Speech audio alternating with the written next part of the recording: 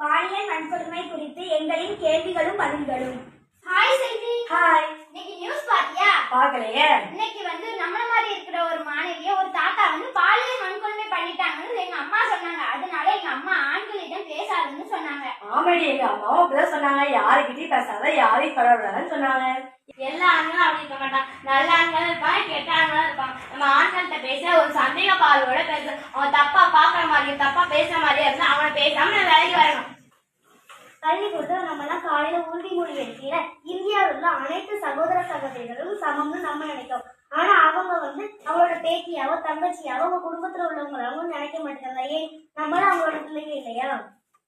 நம்ம பஸ்ல போவேல கூட அந்த மாமா பக்கத்துலயோ இல்ல அந்த தாத்தா பக்கத்துலயோ போய் உட்காருன்னு நம்ம அம்மா சொல்லுவாங்க. நம்மளும் அவங்கள தாத்தா மாமான்னு நினைச்சுதான் அவங்க பக்கத்துல போய் உட்காருவோம். ஆனா அவங்க நம்மள அப்படி நினைக்காம நம்மளுக்கு சில தொந்தரவு எல்லாம் கொடுப்பாங்க. இது அவங்க வீட்டு பிள்ளைங்களுக்கு இப்படி நடந்தா அவங்க சும்மா விடுவாங்களா? இதுக்கு விடுப்பு காலம் இல்லையா? ஸ்கூல்ல இருந்து வீட்டுக்கு போகும்போதோ அல்லது வீட்டுல இருந்து ஸ்கூலுக்கு போகும்போதோ யாராவது நம்ம கிட்ட தப்பா நினைச்சுக்கிட்ட பார்த்தாங்கன்னா உடனடியாக பெற்றோர்களிடம் தெரிவிப்போம் அல்லது நம்ம உண்மையாக நேசிக்கிற ஆசிரியரிடம் தெரிவிப்போம். மாணவர்களாகிய நாம் அன்னைக்கு நடந்த விஷயங்களை அன்னைக்கு பெற்றோர்களிடம் கண்டிப்பாக தெரிவிப்போம். நம்ம அம்மா அப்பாட்ட சொல்ல முடியாத கூட எங்கிட்ட சொல்லுங்கன்னு சொல்லிட்டாங்க கல்வித்துறை அமைச்சர் அன்பில் மகேஷ் பொய்யாமொழி ஐயா அவர்கள்.